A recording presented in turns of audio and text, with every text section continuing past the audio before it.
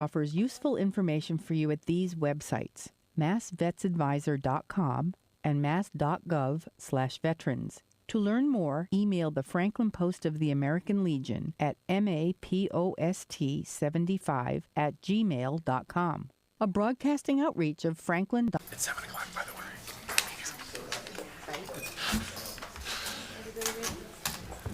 Awesome. Thank you.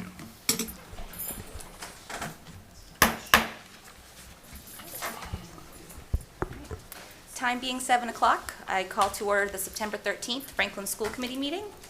Meetings are recorded by Franklin TV and shown on Comcast Channel 11 and Verizon Channel 29, as well as recorded by Franklin Matters. Any individual who also wishes to record this meeting must notify the chair in accordance with Massachusetts General Law, Chapter 38, Section 20F. As we do have one member who is remote, we will have to do a roll call attendance. So Camille Bernstein, I'm here. David Callahan, Here. Al Charles, Here. David McNeil, Here. Elise Stokes, here. Megan Whitmore, Here. Denise Spencer, here. Okay, thank you, everyone. All right. I am very excited to introduce our first pledge student of the school year. So Clayton Dolinsky, if you wouldn't mind coming up to the microphone. All right, I'm just going to have a little blurb about you that your teachers put together. Clayton is a conscientious, curious, witty, kind, empathetic, and consistently acts with integrity. Clayton blossomed as a member of the peer leaders last year. He is a great listener and always takes others' feelings into consideration when he shares his opinions. Students seek him out when they need help because they know he will give them the assistance they need while preserving their self-esteem. Clayton is an avid lacrosse player, member of our ADL peer leaders, and participant in the inaugural middle school unified basketball team. He clearly lives the Rem Dog core values every day. Remington is proud to have Clayton as its representative. Clayton, thank you very much for being here this evening, and if you wouldn't mind leading us in the Pledge of Allegiance. Go ahead. I pledge allegiance to the flag of the United States of America and to the republic for which it stands, one nation, under God, indivisible, with liberty and justice for all. Thank you so much, Clayton, for coming. I know that you and your parents have things to do, so why don't you guys go ahead and head on home. And he's gone.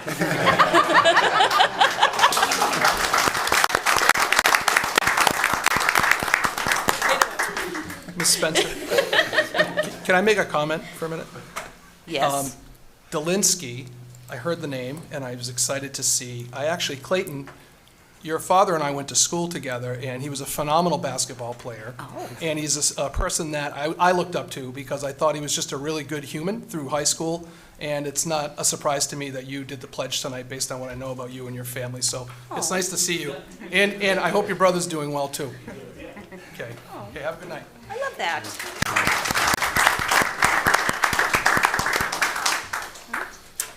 As is customary, we will pause now for a moment of silence.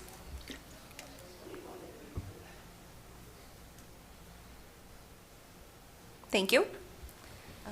Okay, routine business review of agenda. Does the agenda look okay to everyone? Yes. Okay. All right. Payment of bills, taken care of. Payroll.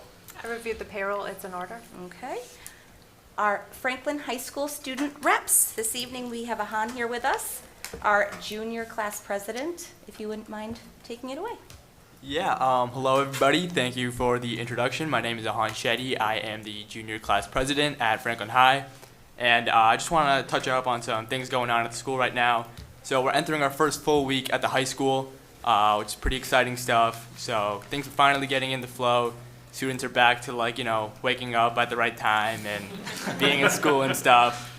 I just want to touch up some extracurricular news. The school's having a club fair on September 22nd in the courtyard, and students can learn about new clubs that they're interested in joining and just talk to other students that are in these clubs and get a better idea if they want to join them.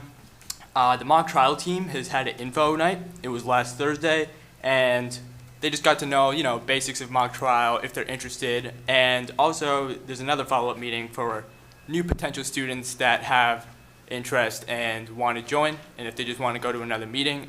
So all is welcome there. DECA is one of the most popular clubs at Franklin High. It is the school's business club, and they had over 200 participants, I believe, last year. And their first meeting is Thursday, September 29th in the auditorium at 2:20 after school. That's also free, welcome to anyone, returning members, people that are interested in joining. So great stuff. For the junior class, particularly, we are right now focusing on forming a prom committee.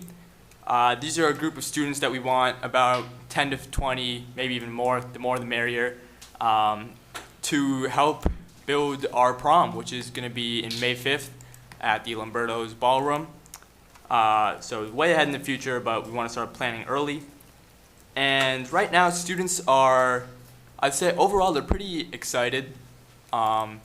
Things are getting finally back in the flow, like I said earlier. We have our first home football game this Friday, so students are really excited for that. Pep band's going to be playing, student section, all that exciting stuff. And also, what is new at Franklin High this year is we have a period called advisory.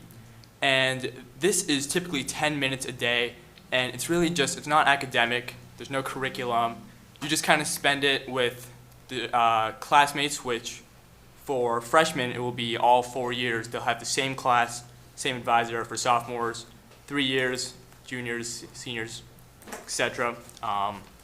And pretty much you just kind of form like a community, you know?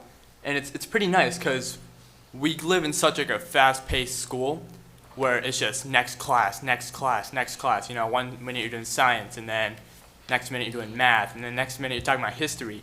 And these are just 10 minutes to kind of like step back. And what's also nice is on half days, these are actually 40 minutes.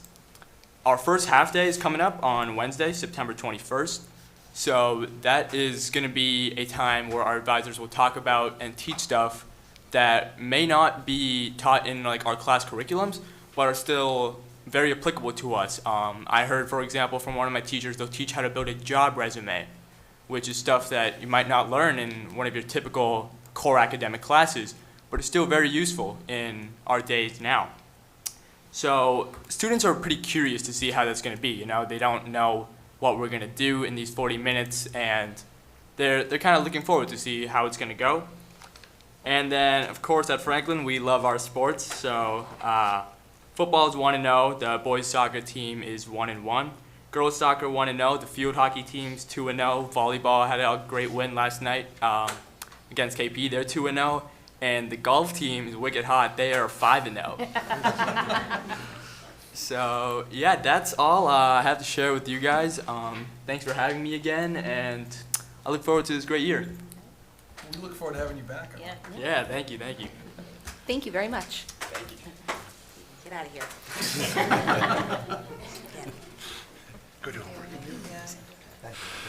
All right, Lucas, on to the superintendent's report. All right, good evening, folks. Good evening, everyone in the audience. It's been a busy few weeks at Franklin Public Schools as we opened up our 2022-2023 academic year. We welcomed back 4,695 students and approximately 800 faculty and staff members across the district. The preparations and contributions of all of our staff and faculty members and leaders across the district really showed, and it required a lot of dedication to get school up and running and planning, whether they were planning and leading meetings or setting up classrooms, communicating with families and collaborating with colleagues. And it really set the stage for us to have a successful year and plan for the weeks and months ahead.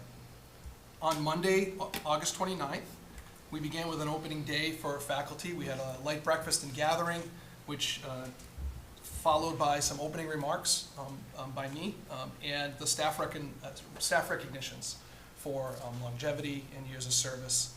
And then we transitioned to a keynote speaker we had named Mirko Chardin.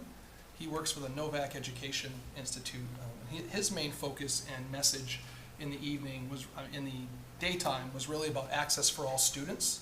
And it was really paired nicely and closely aligned with how we design learning for students, so universally designed learning, and also the MTSS framework, which are part of some goals. It's a little bit of a precursor to what you'll hear at the next few meetings from our leaders across the district. We then transitioned to building-based kickoffs, led by our building principals and assistant principals, and it really set us up for a successful day and successful opening of school. On Tuesday, the 30th, we had our 1st through 12th graders plus our up to age 22 students join the Franklin Public Schools to start their day. We then transitioned on Wednesday to having our kindergartners join us, and Tuesday, our ECDC students, our early childhood kids, arrived. And within that time, we also had a professional development day, which was on Friday the 2nd, September 2nd, and it was a full PD day. And in the elementary, we focused on anti-bias building blocks provided by the ADL, which is a curriculum, and they provided that. We also did a literacy needs assessment overview, first part, and some math work that occurred at elementary. In our middle schools, we also conducted an overview of the literacy needs assessment, which was a pre-K through 12 initiative. There was a student advisory work, as you know, and you just heard from Ahan, that happened at the high school and the middle level around our advisory curriculum through the year and implementation. The science curriculum kicked off. We talked a little bit about it in spring, you might remember, with Dr. Rogers and the grant opportunity we had to kick off some new middle school science curriculum. And it also included work with our civics projects for our 8th grade teachers who met to collaborate on just best practices and examining what the expectations are across the state. So really excited about the work that occurred at our high school. Each of the departments in different areas really worked in some content-specific PD, whether it was a textbook implementation, once again, literacy, as I mentioned, and also some modules, whether it was world language or the advisory work that everyone participated in. And our new teachers were trained in Keys to Literacy, one of the first stages of it, to learn some instructional practices. Everything I mentioned required a lot of hard work, planning, stamina by many to make that happen. So I recognize and I value that, and I value the work that occurred as I look out into the crowd. And the folks here were really involved with making that happen, and I'm proud of that. So I'm proud, and I say that with deep gratitude to all of our educators and leaders for the work that you did to help us open school. The National Education, Special Education National Banner, we were recognized. I want to congratulate Franklin High School for once again receiving the National Banner recognition for Special Olympics International. We've successfully achieved the national standard in excellence in the areas of inclusion, advocacy, and respect. And the athletes, partners, students, coaches, and volunteers, and our teachers at Franklin High all played key roles in creating a school climate where everyone feels included and respected for who they are. And I want to send out a special thanks to our coaches, Lisa Berger, John Layton, and Jeremy Rice, for their commitment. You did hear about the game-winning shot and the gold medal. This is part of that organization, just to give context to folks at home. And to receive the national banner, we were one of 12 schools in Massachusetts to receive that recognition, and among 164 across the country. I would note, of those 12, we were one of 7 to have received this more than once. So it's just a high distinction, and I wanted to call attention to that. And we received a nice letter from the president of the chairman of the Special Olympics International Committee, Tom Shriver, who took a picture with our students down at the event, and it was just a real special moment. The Seal of Biliteracy, Dr. Rogers sent out an email or a message today. We're pleased to share that we will be participating in the Massachusetts State Seal of Biliteracy initiative for the 22-23 school year. What that means is the Seal of Biliteracy is a credential that promotes second language acquisition for any student who demonstrates proficiency in English and any other language, whether they speak a non-English language at home or they learn it at school or within their community. So FPS looks forward to honoring those language experts who acquire dual language. And there's a letter that went out with more information. You might have seen it already come through, and just wanted to point that out for folks that may be listening. The final update is on COVID. Last meeting I provided an update regarding COVID and the joint memo that came out from the Department of Health and DESE. Mrs. Morano sent a letter out today regarding that. And this school year, we are expected to focus on COVID mitigation strategies, and more information came out in that letter. One piece I would call attention to is if kids are sick, just like if they had the flu or any other type of illness, parents should keep them home. If a student does test positive for COVID-19, you should report that to the school. And if students are absent, it's similar to how if you had the flu, if you kept your child home, if you want that absence excused, you would need to have a doctor provide a medical note that says that they're excused. So COVID falls in line with what we've done with the flu for many years and things to that nature, and we'll no longer be sending case-positive communications home as a result. So those are the updates. I'll pause there before we introduce our amazing new hires and open it up for questions. Thank you, Lucas. I'll start with Camille. Do you have anything at home? I don't, thank you. Dave Callahan? Thank you very much for the update and for all of our educators. Thank you so much for a fantastic start to the school year. Really appreciate it. One thing, at our last meeting, we spoke at length about like the staffing issues that we were having and some of the different strategies we were using to fully staff all of our classrooms. With the school year now kind of fully in action, where do we stand on that? Have we, yeah, just in terms of, are we having to still use some of the agencies to be able to kind of hire? Are we still looking to kind of fill some of those other positions with more full-time staff members? Yep, so we do have, we currently have 5 open positions across the district. Last time we met, and that's for teaching positions. So last time we reported out on the 23rd, I believe we said we had 31 or 25. I think it was, it was like high 20s. That's including ESPs. We currently still have positions. We have 21 positions currently that we are looking to fill, many of which are ESPs within the district, but there's 5 educators that we're looking to fill. Just to make it clear to folks, when I think about the number of people we have 516 teachers, and we have 5 to fill. I think we're, in perspective, I would just add just a perspective layer. That doesn't take away from the fact that we want to make sure that we fill these positions, and we've been working with HR to we cleared the deck, reposted so that they get to the top of the queue so people can see the open available positions that we have, and we'll continue to actively hire. Some of the positions that we have are actually in process through interviews, close to recommendations. So I think what would be most helpful is each school committee meeting, maybe I can provide an update on where we're at with our hiring, just to keep people informed of our process. People are working really hard to get qualified, licensed educators that have the qualities we want to get in front of our kids. And there are other cases separate of like vacancies where you have someone who may be out on a maternity leave, and then we would, just like we would have 5 years ago, have a long-term sub in the position who works within the department, can collaborate with a grade-alike peer or a course-alike peer to make sure that the students in the room are provided the same type of education. So 5 out of 516, is that like 0.9? 0.9. So we're less than 1%, but we take that seriously, and we want to make sure that we fill those. So, and even our agency, I don't know if you want to speak to that, Mrs. Morano, but we continue to still look for positions to fill with employees within Franklin Public Schools as well. This is not unique, so I don't say this in a defensive manner, but certainly want to just call attention and provide a little perspective for our community around this is not a unique issue to Franklin or Massachusetts or the country, but certainly we take hiring seriously, and we plan to fill all of our positions. Thank you. No, it's great to hear how quickly we were able to lower those numbers. And you're right, yeah, there's a turn on the news every single night, and you hear talks about national teacher shortages all across America. So I really applaud all the work that's being done to bring that as close to zero as possible. And yeah, if you might be able to include a report in the future too, just with those numbers, that'll be great. But really, thanks so much for what you're doing, and again for the teachers that have signed up and are already working and filling those classrooms. Thank you so much. I truly appreciate it. Al?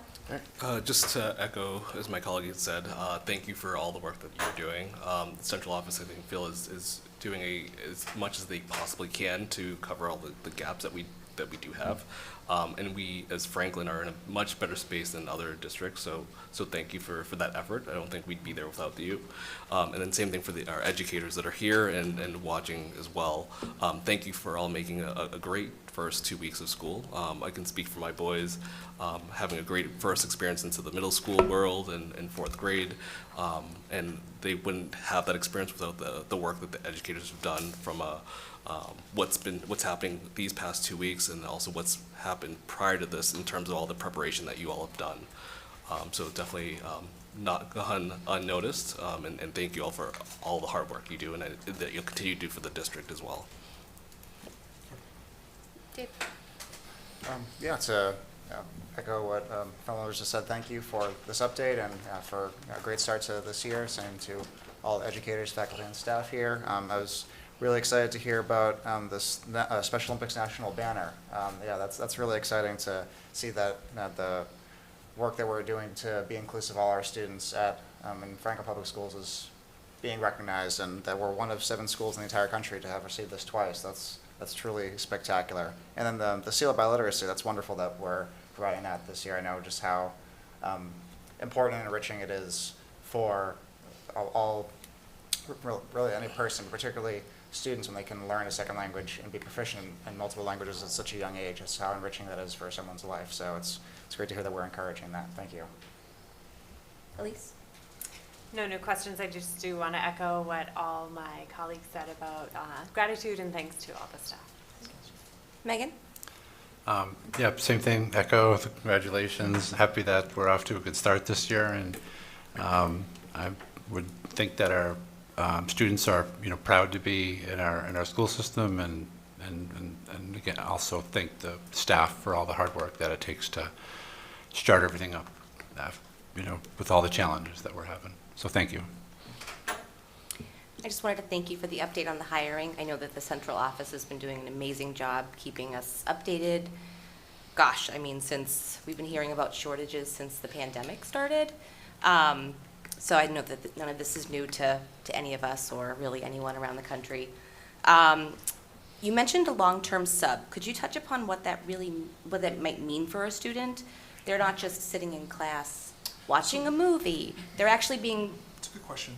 brought through the curriculum, being Sure, and I hit on that a bit, but I can be a little more explicit. And I think Mr. Hanna's on here as well, but I will just speak for a long-term sub is a consistent adult that's in the room that is getting guidance from the department head at the high school or a team leader or someone to help make sure that the students across a course alike, US 1 or English 12 are receiving the same information. And obviously, we want to have our teachers back that are teach those courses, but certainly long-term substitutes are committed, so it's not, the idea is not to have a turnstile and have somebody new in every day. Of course. That can happen on a short term, where that's why we have subs in our building.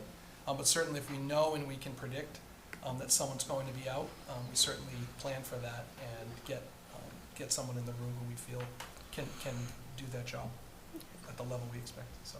Thank you very Sure. much. You're That was very helpful. Okay, you're welcome. All right, if there's nothing else, Mr. Jagir, guest presentations, our long-awaited DLI presentation. Before we get to the DLIs, No.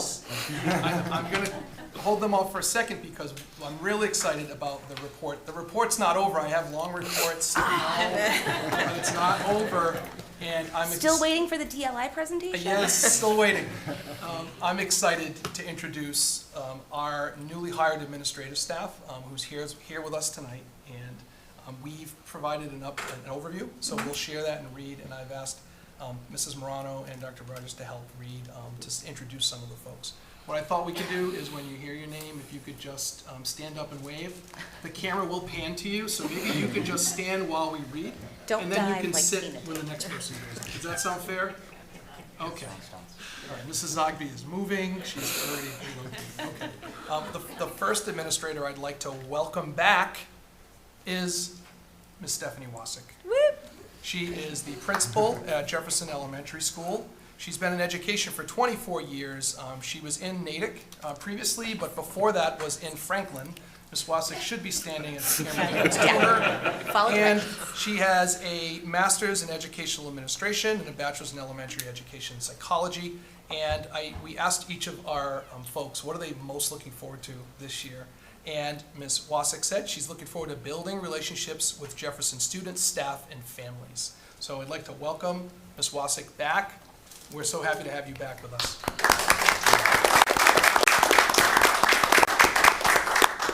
Okay, next up, I would like to recognize Dr. Timothy Frazier.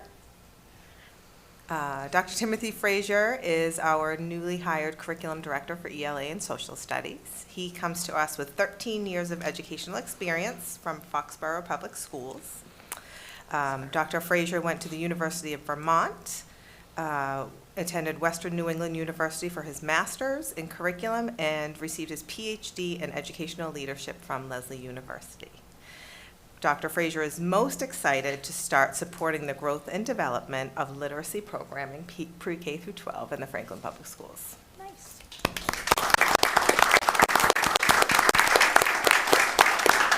So I am happy to recognize Mrs. Lisa Daly. Lisa is our new Director of Student Health Services. She has been in the district as one of our health office nurse RNs for the last 16 years. She has a BSN in nursing, and her area of focus for this coming school year is, I'm with you, Lisa, moving past COVID and forward to focus on the overall physical and social emotional well-being of our students and supporting all the district nurses, which she's already has done a phenomenal job. So I am proud to partner with her. We were old Annie Sullivan buddies for a while when I was a teacher. So. Okay. Next we have Ms. Heidi Harris. Heidi Harris is our director, our DEI director, and she has over 2 decades in education, has worked in school districts in New York City, Los Angeles, and Massachusetts, in addition to the nonprofit sector for research and development for organizations. She has advanced graduate studies towards her doctoral degree, and she's most looking forward to supporting and helping guide the work at the district and school level, supporting student experiences and serving as an internal resources for each of our school communities. Welcome, Heidi.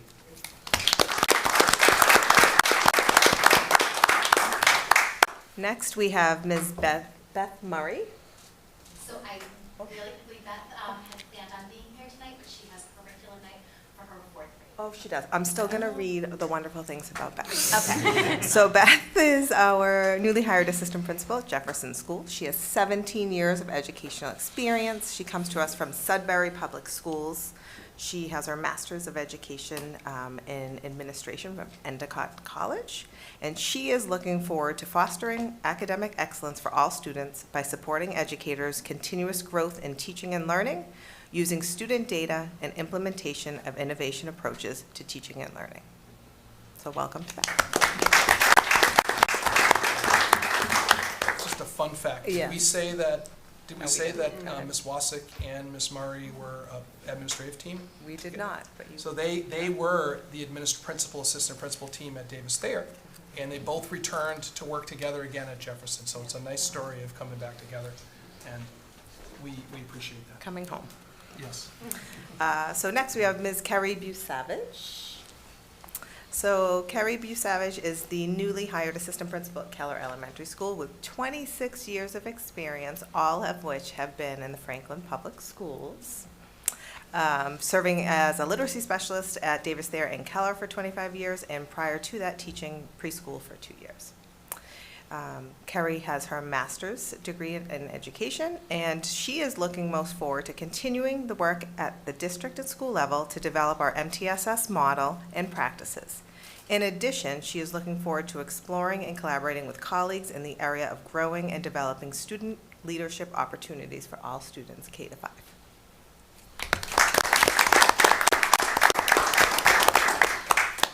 So no one is happier than I am. So welcome back our food service director, Colin Boisvert. Colin comes to us with 9 years of educational experience in the food service world. His quick hiatus from Needham, the previous district that he was at. He comes to us with a bachelor's degree in culinary nutrition, and he is very excited to be increasing fresh foods for our students, as well as connecting more with local farms and providing more scratch cooking and options for students. Welcome. The scones are back. Thank gosh. Scratch cooking, I like that term. I'll start using that. Cooking from scratch. I like it. Okay. Next, we have Kara Ellis. Kara Ellis is our Franklin High School Athletic Director. She comes with 22 years of experience. She was most recently working at Tantascwa Regional High School. She has a master's in secondary education, and she's most looking forward to building leadership skills, strengthening the communication skills, and providing positive experiences for our student athletes. Welcome, Kara.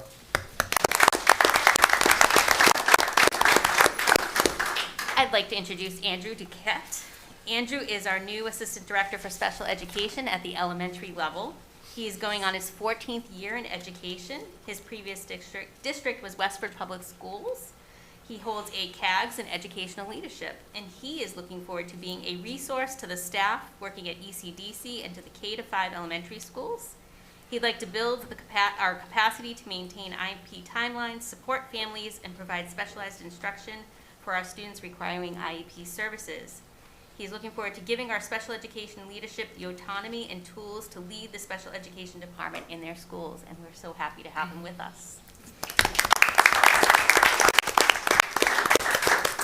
Next, we have Ms. Megan Sanko. Megan Sanko is our second assistant principal at Keller Elementary School. She comes to us with 13 years experience from Neshoba Regional School District. She has her bachelor's in psychology, master's in education, and her CAGS in school leadership. Megan is most excited to make strong connections as a new member of the Franklin community, supporting staff in relation and student services needs, and collaborating to build a strong MTSS model. Welcome. Okay, two more administrators to name. So next we have Adam Gooder. Adam Gooder is our K through 12 art director.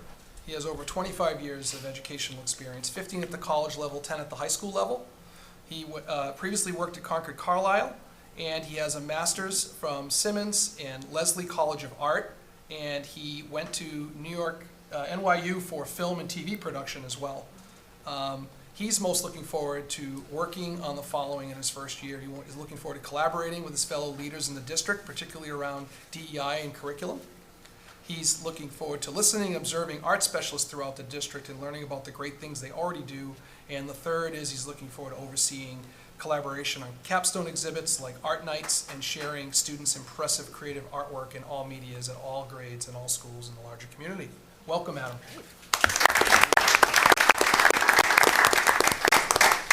And last but certainly not least, we welcome Ms. Amy Harvey back to Franklin Schools as the assistant principal at Parmenter.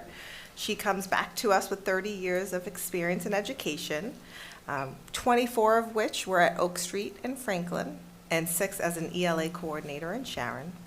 She received her undergraduate in elementary education and her master's in literacy and language from Framingham State. She is most looking forward to working with Ms. Barker and the Parmenter staff to support UDL. Welcome.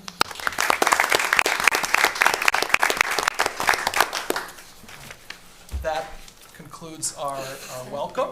Thank you, everybody, for showing up and being here, and it really means a lot to all of us, so thank you for that. Yeah, I mean, it really is an honor and a privilege to sit here and extend a heartfelt welcome to all of our new and returning staff. Thank you for choosing the Franklin Public School District, and by extension, our students and families. It means a lot. There will be challenges and changes, just like with anything else, but mixed in there is a great deal of love and learning with our students and families. I know I speak for the entire committee when I say we wish you all of the best for your tenure here in the district, so thank you all very much.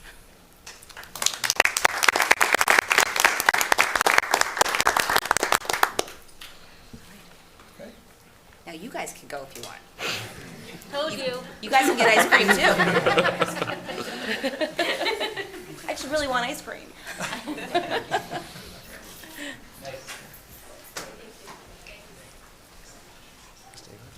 I don't, David, where are you going? You have to stay. I thought I was getting ice cream. No. You gotta stay. What a flippin' offer. No. Mr. Jagir. Yes. presentations. Sure. Our long-awaited DLI presentation. Long-awaited DLI presentation. I am very excited. I can't This- wait one more minute. Well, it's happening. I'm excited to invite up our digital learning integrationists. This team is near and dear to my heart. I know that at the time we were looking prior to the pandemic, we were really looking and advocating for the opportunity to put professional staff who had the teaching chops to get in front of other teachers and help them to look at how they could help their students by using digital tools effectively. And through the work and support of our school committee, we were able to bring on board this team of digital learning integrationists. And I see this as a true investment in our system and a true investment in the work that we do with kids. And I know, Mr. Penza, we were back and forth on emails. There was an article I shared a few years ago that talked about, and I'll find it, you probably, do you want me to keep going, or do you? Okay, so, take you off the hook on this. So, there was an article that talked about, in education, there are a number of tools out there, and there's so many available. And it talked about how do you find high-quality materials and tools and subscriptions, but also be fiscally responsible and make sure that you're utilizing them to their fullest capability. And it provided some stats around the amount of dollars across the country that districts spend. And what I will say is I'm really proud of this group is if we have a tool, they learn to use it, and if it's not effective, they're okay with having the hard conversations around the data and who's using it and how many. And I just as a taxpayer and someone who's in town, I just appreciate that aspect. Let me take that hat off for a minute, the fiscal steward hat, and talk about enrichment, the work that they have done to support teachers. Any piece of technology that a teacher uses that requires any type of training, they are there to help get into the work. And this is not the same as, I'm not talking about hooking up a projector, but how are we using tools effectively? So I'm just really excited. I will point out one more stat, and I'd like to invite you up at this point, if it's okay. They have a collective almost 90 years of experience teaching. Wow. When you think about that, I think that's impressive.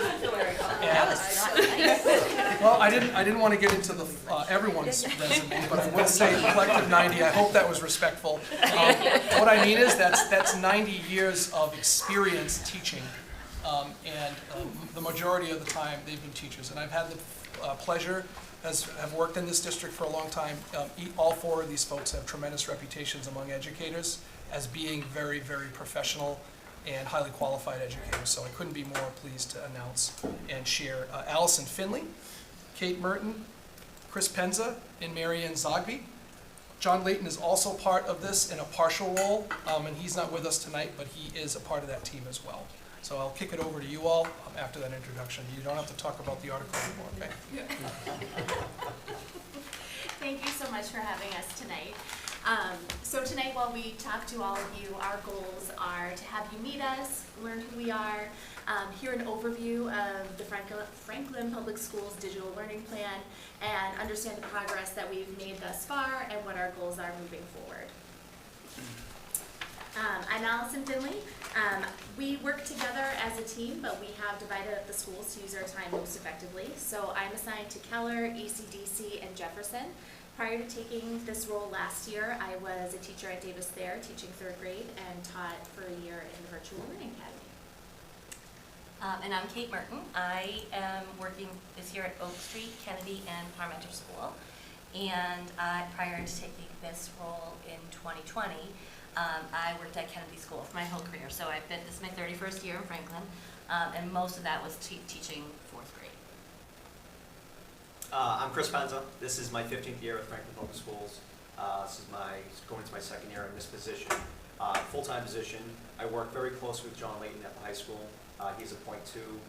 We share an office and we share a brain, and we bounce a lot of things off each other. So he's a huge help. So him not being here, I just want to make sure that you know he does a tremendous amount, even just as a .2 with a full teaching load. So he's a huge part of the team.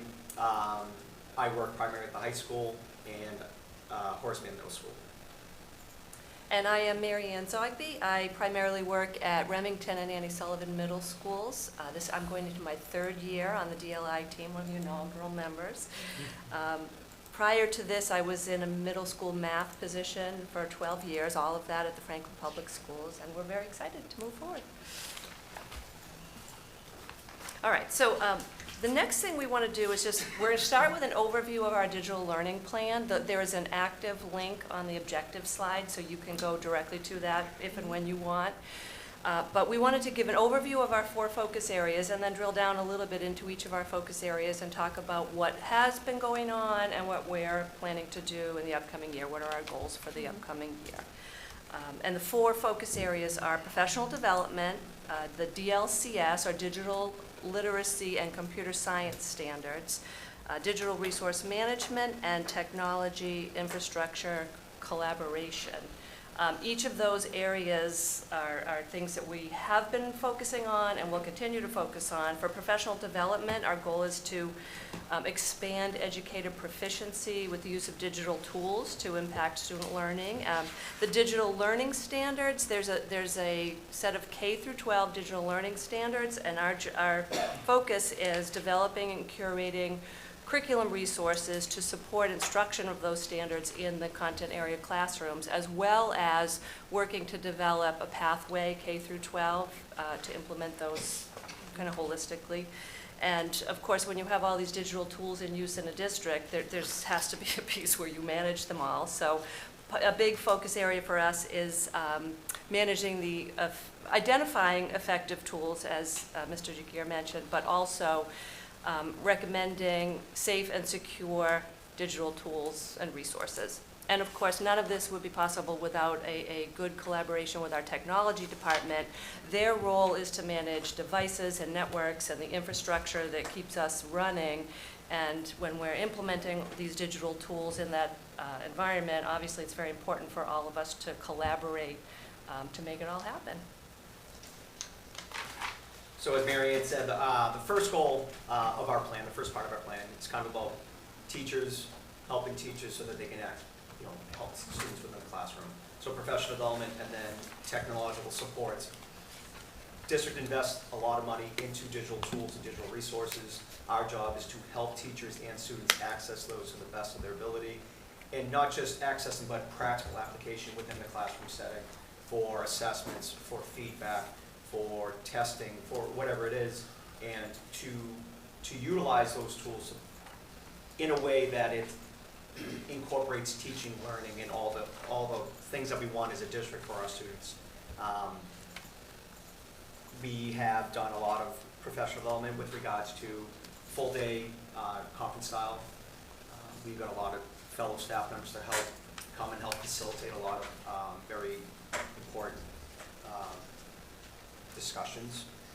We've had trainings on formative. District is investing a lot of money on formative, which is a digital resource that teachers can use to help track student progress over time. Real live access to student feedback, instantaneous feedback. It's all live on a live dashboard, so they can touch base with multiple students at multiple times throughout the lesson. Cooking with Google, self-paced modules for teachers. The district has been very kind and generous of offering teachers opportunities to do self-paced modules in which they can earn district PDPs. So the DLIs have created modules, individual modules for each Google platform, tool, resource. I think we're up to 12 of them at this point. 14. Ooh, we're up to 14 of them. And what happens is teachers will submit, and then we award them badges. And then when they have 10 badges, they can earn 10 PDPs toward recertification or toward recertification. And I just want to add to that, we have found that, opportunities to get in front of staff and provide professional development can be tricky because there's so many other initiatives in the district. We have been, we have found that this self-paced PD with PDP offerings has been a good format for that. So one of the goals for this year is to expand the offerings in our self-paced professional development to focus on some of the digital tools that we're paying for. The formative and our Google Enterprise are important tools that we pay for that we want to make sure we're providing as much professional development as possible. And in terms of the DLCS standards, from an elementary perspective, we started last year by implementing a makerspace in each of the 5 elementary schools. We provided training for the library ESPs to be able to facilitate those lessons and get them up and going. Over the summer, we worked to take some of the feedback we got from the ESPs and the individual schools to try and improve the plans and make it a meaningful experience for all those students and for the ESPs. And so we will continue working on that this year, fine-tuning and making sure it's a great experience for all those kids during the arts exploration block in 3rd, 4th, and 5th grade. And last spring, the DLI team, along with Dr. Rogers, had an opportunity to attend a DESE-sponsored workshop where we explored different options for implementing a DLCS pathway into the curriculum. So we plan to continue that work this year with a focus on the middle schools, primarily because we feel like we're in the best position with the middle schools. The middle school students attend specials that directly deliver instruction in that area. So we feel like we have a jump start in the middle school band, so our first year focus will be there. But in parallel, we're also looking for opportunities to integrate these standards into content area instruction. And the next couple of slides, we want to drill down a little bit and show you what that looks like in the different grade bands for in the classroom, where that's happening. I think we can say this is our favorite part of our Yeah. presentation. Being able to share what we're doing and being in front of kids, I think all of us love that so much. So we're always so excited to be invited in and to be able to do these things in the classroom. On the screen right now are some pictures of K-2 kiddos in action. And what that looks like for that grade span for our youngest learners, it's getting them to actually log in, learn how to care for a Chromebook, and I will say you will never sweat more than when you're trying to get 20 kindergartners onto a Chromebook. And then once we get them onto those Chromebooks, then being able to tie the DLCS standards into what they're working on in the curriculum. So for example, kindergarten, 1st grade, they're working on sight words. So Kate and I have worked to create some interactive slideshows where kids are learning how to drag and drop, they're learning how to navigate their trackpad and type while they're also building words and practicing sight words, practicing math skills, equations, things like that. We've also been able to elevate student voice, even with our youngest kids, by using things like Flipgrid and Book Creator to give students another way to share their learning. And also being able to communicate with families. We had a great opportunity to do some fun activities with QR codes where kids were sharing poetry with their families and then send that QR code home. Parents could scan it, see the video, and see their child sharing their work. So there's a lot of great opportunities there for those kids. And in addition to the DLCS, which is a big part of our job, we're also working on integrating technology into the other subject areas and the other learning standards. So here a lot of things come across our email, like virtual field trips. So there's a bunch of companies in the country who offer virtual field trips. Our job is to share them with the staff that would benefit from it. In 3 to 5, we often share Buffalo Bills Center of the West, and they offer live field trips from Joshua Tree National Park, live field trips from Yellowstone. And the rangers are outside with an iPad, and the kids are in, and they're just with the students in the classroom, so they're able to ask questions. So one of our roles is to see that opportunity and then share that with the staff and offer our services for people who maybe aren't as comfortable with the technology. So many teachers are very comfortable to plug in their TouchView, and all they need is the link. But some people aren't, and so we're there to help with that as well. You can see a couple other things that we wanted to highlight. Some things that we do are related to internet safety or the acceptable use policy, and that might be direct instruction on our part. We might co-teach with the teacher, and we develop materials, and then they can use those in future years. We provided that at the top is a My Map. That's a Google My Map, and that is explorers. It's the routes that explorers take, and then below that you can see the student who's going through the routes, and at each bullet point there's a video, there's a photo, there's some information. And that's the students receiving the information. The next step is for them to create one. We didn't get to that last year. This was our first year using it. We use Book Creator. We created class newspapers, so we're integrating in language arts. And then, of course, Flipgrid. So you've got a couple little green arrows there. If you're interested, there's a podcast that was created as a result of a class newspaper, and there's also a video of a 5th grade student from Parmenter on her American Revolution project that she did in Flipgrid. Those videos were great. The students all recorded themselves, and then they all could watch them individually. They could do it at home, they could watch it in the classroom, and then provide written feedback. So for those students who aren't comfortable getting up in front of the class and speaking just yet, they still have the opportunity to do an oral presentation, and some teachers just make that one of the choices for them, so. All right, so at the middle level, looking at the DLCS standards in action, on the left side of this, you're looking at a multimedia digital gallery that was made by a 6th grade group. They used a tool called Book Creator. Did we mention Book Creator?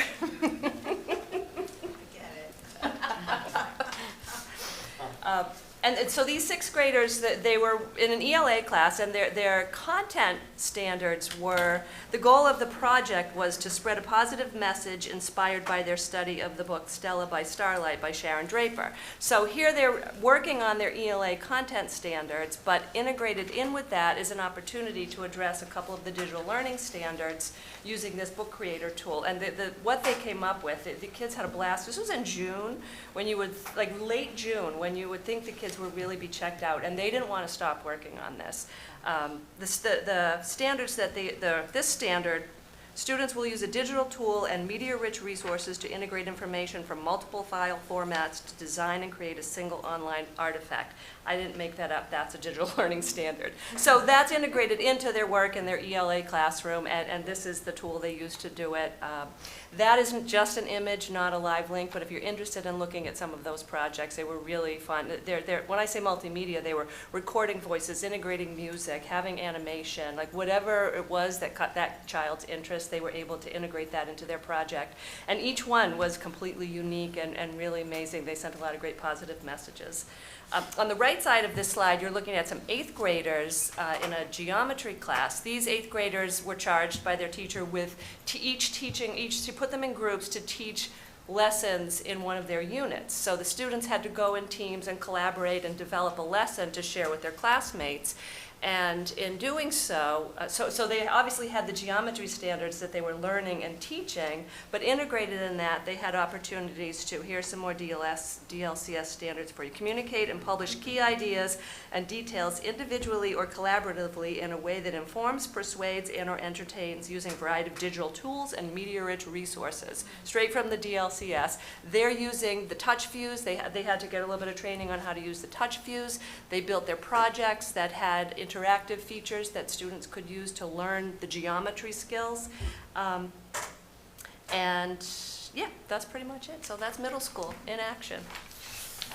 At the high school level, the two biggest things that we got from buy-in from teachers and students was Canva. I don't know if you guys are familiar with Canva, but Canva has great educator and student accounts with a lot of free access to templates. So think of it as replacing the old pen and paper, and think of it as replacing, if you're going to do a then and now poster, if you're going to do a collage, if you're going to do anything with kind of multimedia. The one on the left is a live Twitter feed from a world history course in which they were recording the events of December 7th, 1941, Pearl Harbor Day. On the right side of the screen is Google Earth. And the Google Earth was the second really big buy-in I got from teachers with regards to the concept of virtual field trips. You can literally go anywhere you want in the world. You can plant down on a famous place in the middle of the woods, and if there's a geo feature, you can go down, you can get a street view, and you can see what it's like to be in these places. So two of the assignments that I helped out with, one was an exploration of Asia. So they kind of, the top one is about Japanese and kind of how Japanese has, or Japan has really expanded since, or innovated since the post-World War II era. And then the one below it was a World War II, the effects of World War II, as you can see, Berlin is Germany. So students can win in, they can create slides, they can incorporate graphics, pictures, images, detailed slideshows, and then they can pinpoint important geographical locations or geo-markers to give people a virtual field trip and that their classmates can view. Okay, so our third focus for our digital learning plan is digital resource management. And a quick update, we aligned with the Education Collaborative a couple of years ago, and they help us to navigate the student data privacy agreements and the legal aspects. So everything that the teachers are using now has an agreement that will protect student data privacy. And if those sites or those resources wouldn't sign them, they're now blocked. The teachers aren't able to use those.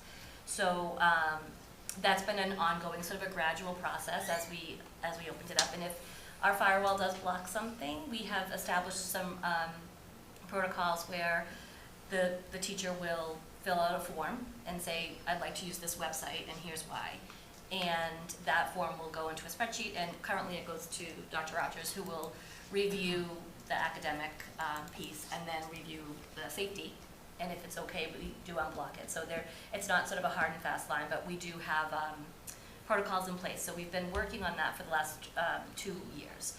Protocols for adding extensions for Google or other apps. And this year now we've sort of tightened up with that in collaboration with the technology department. Our continued goal is we monthly need to review our student data privacy agreements to make sure that they are up to date. If they've expired, we just have to request a new one.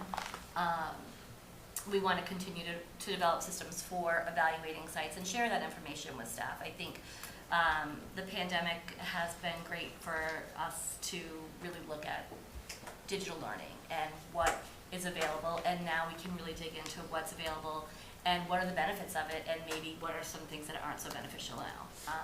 So we'll continue to look at that and share that information as we have with the staff.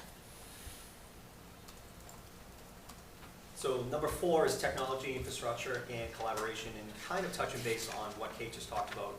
I'm proud of the partnership we've built with the technology department of Franklin, the town of Franklin. They are not only work for the town, but they also work with the schools as well. So kind of bridging that gap between their universe and the educational universe. They've been incredibly helpful, incredibly responsive. I'm sure they're sick of getting the hundreds of emails from me on a pretty consistent basis about, inquiring about why this resource was blocked. If not, can you try to explain to me why not? Or do you have another reason, or do you have you must have your reasons. Can you share that with me so I can share that with the faculty members as well? We've built systems in place to vet potential, resources that we want access to. We've had great discussions with them about kind of what they can allow, what they can't allow, and they've kind of guided us to what is allowable and moved us in that direction. So we have a bi-monthly meeting with the Director of Technology in which he touches base with upcoming information, important infrastructure updates. He solicits questions and feedbacks from us, and it's really opened the door to communication between the teaching world. I mean, the technology department, their job, and they take their job very serious, is to protect data privacy, to protect the resources at the town level.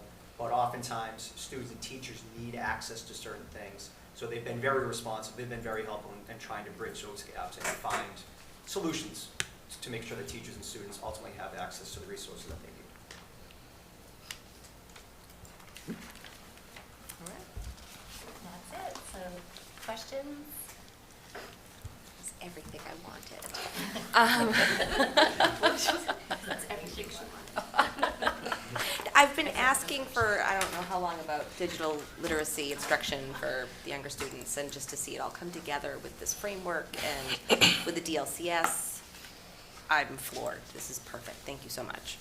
I'm going to go to Camille. Camille, do you have any questions, comments? Hi.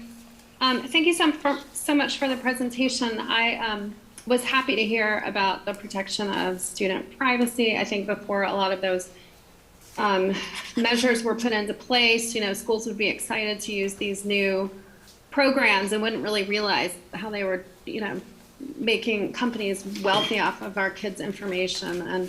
And so I'm glad to hear that that's really tightly monitored. I'm also was really excited to see the high-level projects that kids are using technology for. I've taught online since 2003, and it really is like it takes a long time for districts to ramp up and to use the technology in a way that's mindful. I have used the SAMR model where you want to create brand new things that the technology makes possible instead of just substituting being online and putting a worksheet online. Of course, worksheets, having PDF copies, having digital copies have made a teacher's job easier. It has made more convenience for families. But I want to continue to encourage the mindful use of technology so our kids aren't on computers all day. Sometimes hearing of students, doing something that they could do with a pen and paper to get a break for their brain and for their eyes and the blue light.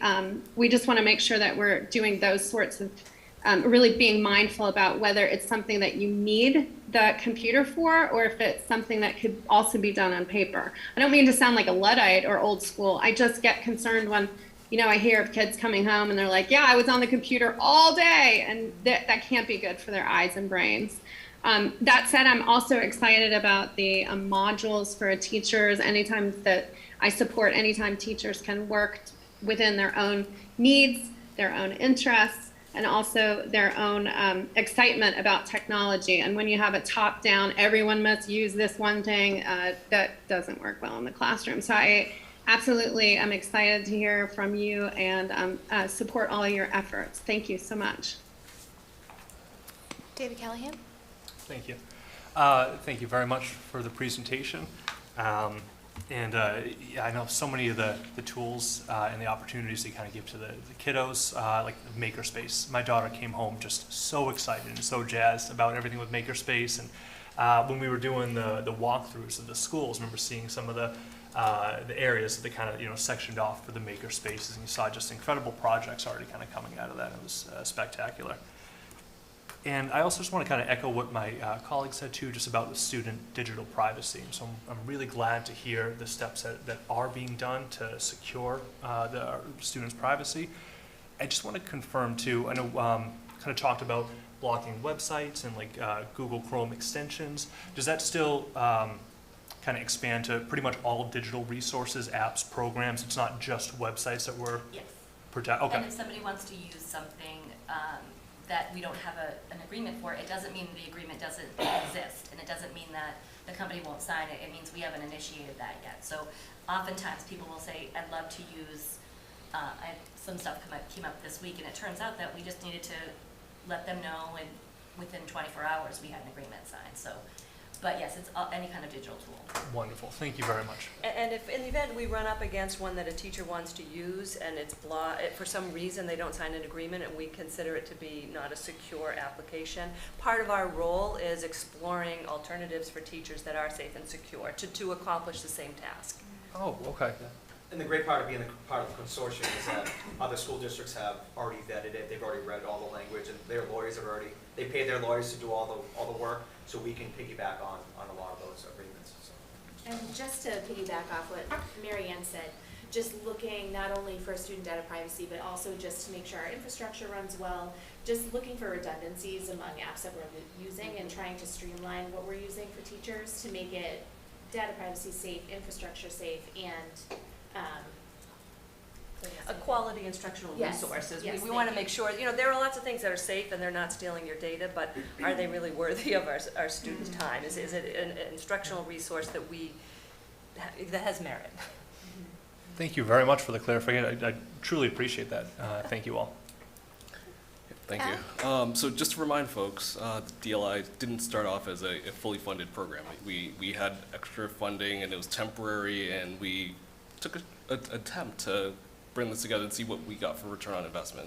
And I'm glad to see that we were able to make this permanent, and then just what we're getting from this. I feel like you're providing value.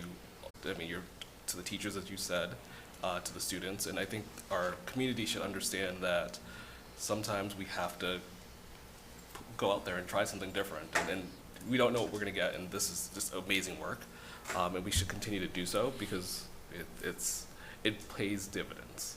So one, thank you, because I can't imagine what the teachers would have to go through if they had to create this content on their own, or how disparate it would be if every teacher had to do their own content versus having a group of folks creating the content, doing this research, and caring for the whole. So definitely phenomenal.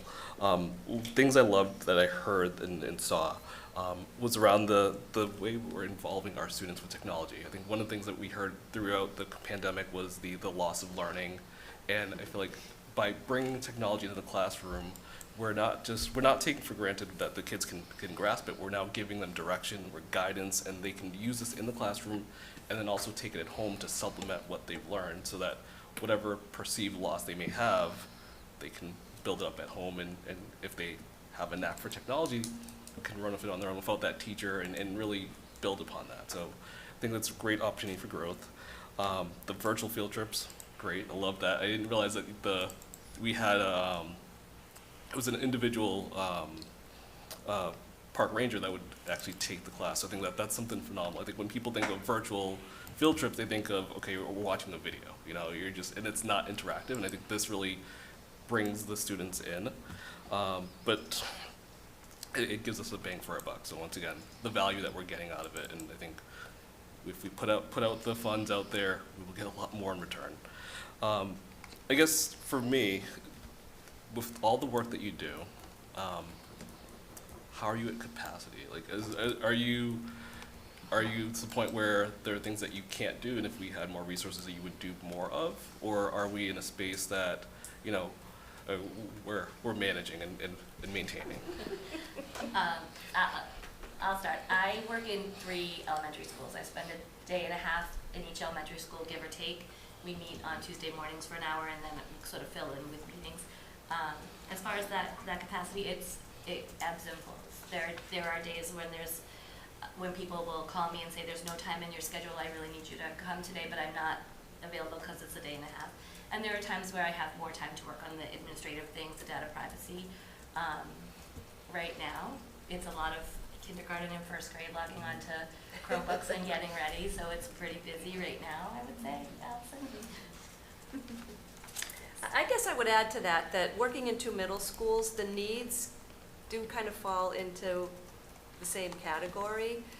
So going back and forth between 2 middle schools, you can't be in both places, and inevitably someone's going to need you in the building you're not in. So in a perfect world, if we had one in each building, but the piece that I think is challenging is when you go into a teacher's classroom, they're opening their door to you, and you can in some cases be a stranger, and so it's that relationship building that allows you to get into the class and co-teach and be the most effective you can be, and have a comfort level with the teacher. And building those relationships, I think, would be easier if each school had a dedicated DLI. I'm not necessarily advocating for that. If we're talking pie in the sky here, I think that's a piece that would improve if each of us were dedicated to a particular building and developing those relationships that will get us in the classrooms and have everybody in the classroom be comfortable, the students, the teacher, the DLI. All right, great. But once again, thank you for all the work that you do. It's amazing, and I look forward to see what comes and how we hit our goals for this year. So thank you. Dean McNeil? Yeah, thank you for being here this evening and sharing this wonderful information with us. It's really just great and encouraging to see that we're teaching our students digital and technological literacy at such a young and formative age, and just preparing them for the future. So it's great that we and Franklin Public Schools are providing them that. A couple questions. So what would you say has been the biggest benefit to the students' learning experience through this program, whether it would be something specific that you mentioned here or just in general? Well, one thing, or just, can I give you a couple? How much time? First off, I think the student data privacy element of it, I don't think that can go unchecked. I think that's got to be top priority of making sure that student data and their privacy is kept secure, and putting those systems into place and making sure those systems are lockstep and just consistent. And I think the second part is getting the tools to the teachers, getting the proper tools, the appropriate tool in the teacher's hands so they can, facilitate really impactful and meaningful lessons to students. I just thought, for me, those are the two that kind of jump off the page for me. And thinking about what Camille said about mindful use of technology, that gives teachers the opportunity to model that mindful technology use to their students, as well as be able to make it meaningful for themselves as well. I would say as far as the students go, I think, this is not going to be an educational term, but that idea that you can shrink the earth, the idea that you can go to Joshua Tree National Park when you're studying the national parks or when you're studying animal adaptations, those experiences that we couldn't have imagined when we were children.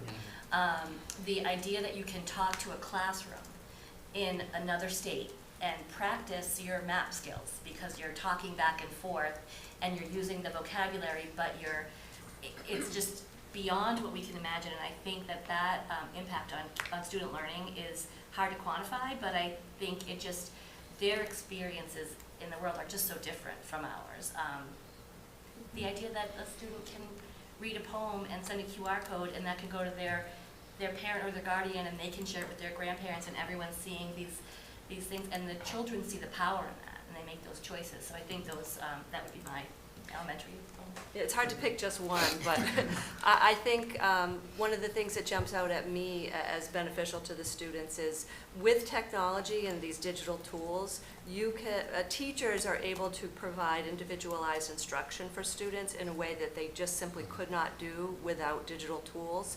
So for special ed students and language learners and students with diverse learning needs, these tools take teaching and learning to a whole level that you could not get to without the tools, just because there's such a wide variety of need in the students, and the tools help teachers bridge that gap and meet students where they are.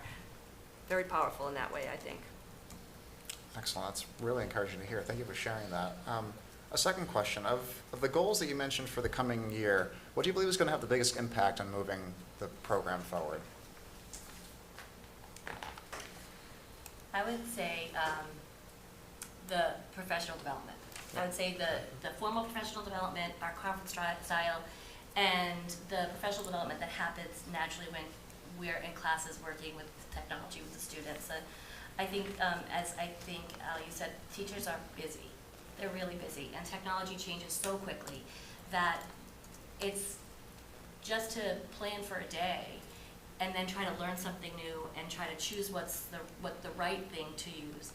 Having our ability to take the time to do that and really practice and use the tools and then go model those tools and offer our support, I think will really make a difference. So, I mean, time, it's the number one thing. Yeah. Time with teachers, time in front of teachers, time with students, time in front of students. There's just not enough time in the day, there's not enough time in the school year, but that's logistically being present, being with teachers as much as possible when we're on rotating schedules. You want to be responsive as you can to teachers' needs and student needs.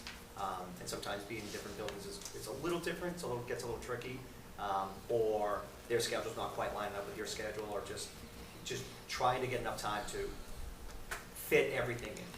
All the trainings that have to be done, all the mandated trainings, all the initiatives, and then somehow incorporating the PD to align with district-paid resources, or getting in front of teachers to model a lesson on some new resources that they're not comfortable or familiar with. So for me, it'd just be time. Time's going to be that big thing. Excellent. And then one last question. How do you see, or how do you hope to see the program develop over the next 5 years? I think looking big picture at 5 years, I saw an email earlier this week that talked about the different kinds of teachers you have in the district. We have digital natives who are our biggest growing population of teachers who have grown up with digital tools. They're not afraid, they're trying things, and they're very savvy. And then we have people like, most of us here who would be called digital immigrants, where we, were born at a time where there was not a lot of technology and we've had to learn, but we're, embracing it and trying to use it. And then I just came up with, I needed another catchphrase, so I'm calling them the OG teachers who, have come along and they started at a time where they didn't have to use technology and might be feeling, I don't think reluctance is the word, but just oh my gosh, what is the word I'm Hesitant? thinking of? Yeah, hesitant, or insecure with their skills, and so it's helpful for us to start to move each of these groups of teachers up to the next level, and to be able to, as Marianne said earlier, develop those relationships, help to make people comfortable, so we can be modeling the 21st century skills for our students. And a lot of what we do, it's not replacing what they do or replacing them, it's accentuating what they do and helping them. Like, that's all we want to do, is want to get in there and let these things help them, help students, help them reach students, help them make material more accessible to students. It's just the classrooms are getting so much more diverse than when I started here 15 years ago with regards to who's in your class and how do you reach all those students and how do you get the equity and how do you make material accessible to all these kids. I just think those are the digital resources. I think that's what they can. And I think looking at us as a team, I think a PD piece for us is going to be developing our coaching skills and finding strategies to get us in front of more teachers. And the mathematician in me can't resist going forward. I feel like we have corralled the Wild West, sort of. Our processes are in place, our systems, we know each other, and we're like an oiled machine now. And I think taking our team to the next level, obviously it's always going to be part of our life to research and monitor the digital tools that are in use, but the next level of that, I think, would be sort of quantifying the efficacy of those tools, not just making sure they're safe and secure, but are they effective? Are students' learning outcomes better because we're using this tool? And that's sort of like DLI 2.0, and it's going to take us some time to figure out exactly how to do that, but I think that's longer term one of the things we'd like to wrap our heads around. Thank you. Well, only one last thing. When you see Mr. Layton, tell him I said hi. I had him sophomore year. I will. So, thank you. Elise? I was just going to say a lot of the skills that we use every day, digital tools for collaboration. I can't think of a day I don't collaborate on some sort of digital tool. I'm also reminded, and I see Mr. Vaca here, my son had applied for ADL, an after-school program, to become a peer leader, and they had to do a Flipgrid and introduce themselves and apply. And at the time, I remember my son said, I don't understand why I have to do it this way. I'm never going to use the skill. And then something came up like a week later where his uncle was basically like, I had to interview for a job, but the first thing I had to do was, it wasn't Flipgrid, it was the company's format, but they had to speak to some answers as a candidate, and that's how they were screened for employment. So I just think those types of skills that we wouldn't have had to use at a young age to continue to develop, and it ties right in with our Portrait of a Grad work, which I appreciated seeing in your digital learning plan, which lays out. That will be posted also and shared with the public and all of our teachers as well after this meeting. But it does hit on kind of what they're up to, what are their goals for the year. So, thank you. Elise? Yeah, so what are they up to and what are their goals for the year? I feel like you really put this together so well, and I love the presentation. And this is our second presentation we've seen from you, and it's been a year. I had to check because I was like, time's funny in COVID times, and so it was a year ago, and you've done a lot of work in a year. And like you were saying, Marion, sort of corralling the Wild West, and that's a lot of work. And kudos to you. I know we got a lot of new technology devices, and as you were saying, building relationships with teachers is important, because how can you teach them how to use all these tools if they don't trust you and welcome you into their classroom? And I think that's, that takes a lot of time and a lot of energy and authenticity too, which is important. So I think Lucas spoke to this a little bit, and so did Al, but just to remind people, pre-COVID, we used to talk about how other districts had positions like this and we didn't, and we weren't quite sure. We had sort of a coordinator-ish position, we had some committee-type roles, but it really wasn't sort of centralized and structured in the way it is now. And I think that this was a silver lining of COVID, being my kids were VLA for a year and a half, or virtual for a year and a half. And so I learned so much about technology. They learned so much about technology. These teachers and all of you were living it. And I think we learned a lot of tough lessons in COVID, but this is one of the silver linings, and I think we saw it as an absolute necessity at that point to get people there to support these VLA teachers and their families.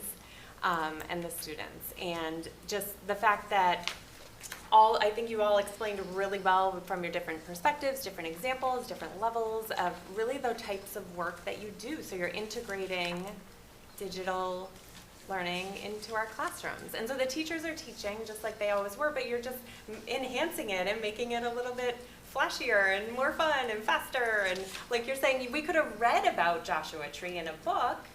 We could have, and we could have imagined it, we could have drawn it with crayons or whatever, but this is a whole different type of learning and really hitting all the diverse learners, and it's really so inclusive and really exciting. We're just so glad to have you here. Okay, so you're saving time, you're saving teachers time, and time is money. That's very important, I think, and enriching their school experiences more than many of us can even imagine. A lot of the things you're talking about, you know, some of them I know really well, Flipgrid, for example, or Google Docs or whatever, but some of it I don't, I need to figure out what formative is. I'm really excited about learning about that because that sounds really helpful, but overwhelming. And I feel like I could use a DLI in my life. And certainly like digital research management as a parent with a 12-and-a-half-year-old. And so like that's a joke. But it's sort of not. So are there ways that, not that the DLAs have extra time, but is there a way that somehow like parents can tap into this expertise, or we can have some kind of forum, or like, I do wonder, is there a way, you know, like we can get on Common Sense Media every once in a while, but it's certainly not this robust as far as privacy, efficacy, all these, you know, vetting certain programs. I don't know if this is above the scope of the DLI. It's certainly not in the plan, but I just would say that the DLIs offered during COVID and throughout COVID coffees for parents, and particularly our newest parents who were new to the system and weren't sure on how to use some of the technology. Or if you remember back, how to get on a Meet, that was a skill we all had to learn. Where to find my child's information so that I know which class Meet to put them on. And those are things that the DLIs were instrumental in at that time, and we've evolved all from there as people, but certainly there's room in there for continued engagement with our community, particularly around the resources that we're going to be supporting. And another long-term goal is really around the user experience. I'm going to put my parent hat on, is around as students navigate a school day, there's a lot of tools out there, and it's, you know, one might be suited best for like a world language course, and then an English class and a history class might. So I think the use of tools, and on the user end, how many logins do we have? How many different platforms are parents and students expected to utilize? And are there ways to look at that from an efficiency standpoint, so to streamline some of those processes and tools? And that's a longer term goal, but I do see an opportunity for continued engagement with our parents. If there's the coffees started to dwindle, I know that you held them and they weren't highly subscribed after people, we were all in survival mode. I think when people learned how to get on a Meet, it was like, that's what I need to do right now. But certainly maybe we can come back to that and look for other ways. And I think we talked, I know we talked about ways to communicate, you know, what's happening, and it certainly has been on our radar. We haven't come up with sort of a method for that yet, but it's definitely something, at least, that we've been thinking about. So thank you for mentioning that. Yeah, and I'm not thinking like individual consultation, like me asking about my son on this one, you know, but just like maybe even like a corner in some kind of newsletter that's like DLI hot tip of the month or something, you know, just because you have so much knowledge, and as you're saying, technology changes so quickly, and it's like your job to stay on top of it, and then all the rest of us are sort of just scrambling. Okay, I guess the other question, the last question I have is this digital learning plan looks like a lot of work and a lot of thought, a lot of effort and teamwork, collaboration went into this. Is this like something we have to have for something, or is this something you put together just because you're all organized and you need to get it together and it just happens to look really pretty and official? You want to blame me? Yeah, so we started in the first year that we were the DLIs, we started with Lucas, and that was certainly something that was a goal that he had. So we met that first year, and we had I don't know, 27-page document of all the things. And then last year we had a year under our belt, so we took a step back. We had some new team members. Fresh eyes. Yeah, fresh eyes, and we narrowed it down. But definitely it was Lucas's was the driver. It just felt like we were investing in these positions, and it was important early on to set some goals and determine how we'd reach that. And you all just took off with it for sure. But And it's helpful to us too, Yeah. because when we start to, like, so many demands on us every day, and for us to know where the boundaries are, like, is that a digital learning support thing? And we're all solutions oriented by nature, so we're helping wherever we can, but it provides a roadmap for us to kind of define what it is we do.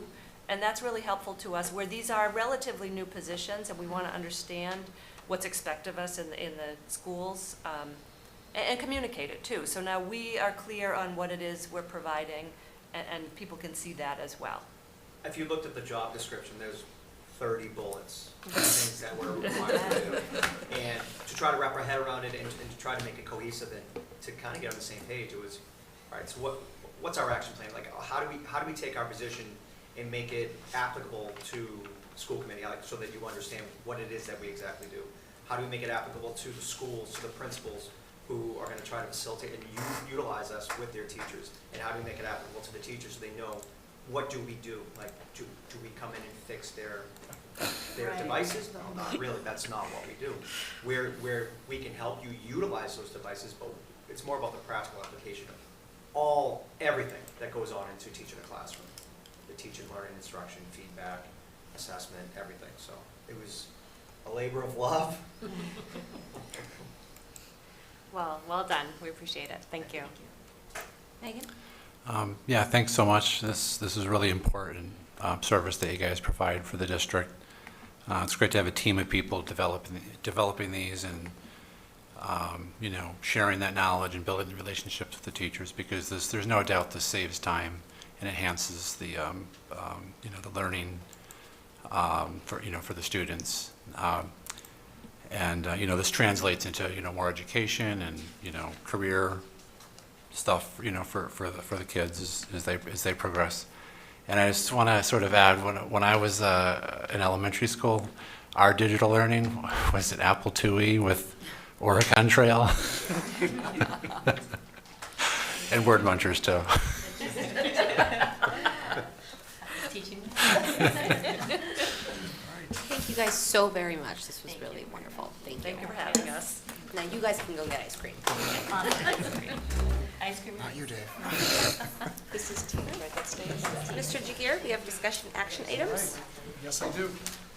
So we have some policies for second reading for you. First is ADC, tobacco products on school premises prohibited. The second is AC, the non-discrimination policy, and ACAB, which is our harassment, including sexual harassment policies. They were reviewed last meeting. Feedback from one of the committee members was to add information about our compliance officers who are responsible for overseeing those policies for the district. So we did include that for your second read on both policies, the non-discrimination and the harassment. We also added language that says that the grievance procedures will be reviewed annually by the Franklin Public Schools team, and the superintendent would be responsible for overseeing that the protocols and procedures are in place.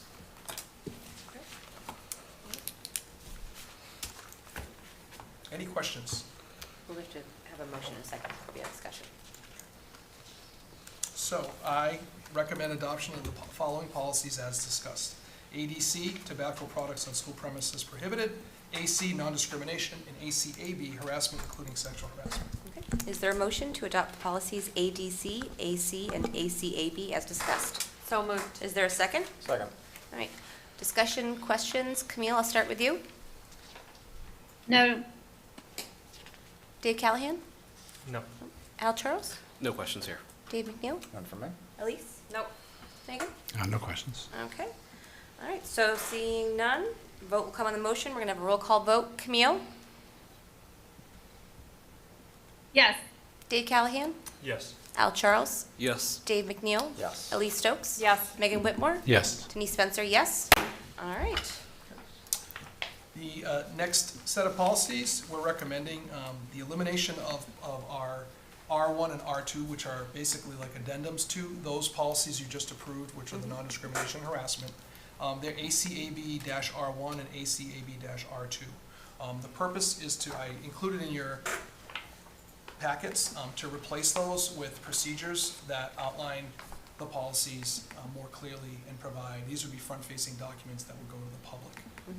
We've learned over time that the procedures that we have in place, as they were written in the policy, weren't as comprehensive as we would like. So what we've done is we've spent a lot of time, work with our attorneys, work with our policy subcommittee, feedback from our administrators to develop a plan similar to the bullying intervention plan, where it lists more information that would be more accessible for staff, students, and families around. How do I report?